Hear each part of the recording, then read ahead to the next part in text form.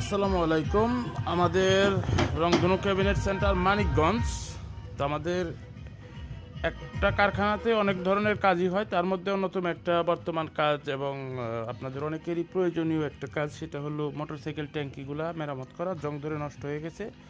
তো রংধনু ক্যাবিনেট থেকে আমি রুবেল হোসেন আছি আপনাদের পাশে।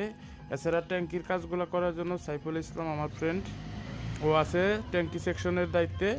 তো আপনাদের যে কোনো ধরনের বাতিল, অকেজো, নষ্ট, ক্ষতিগ্রস্ত ট্যাঙ্কি, খুব ওয়েট হয়ে গেছে, এক হাতে ধরা এখন আর সম্ভব না।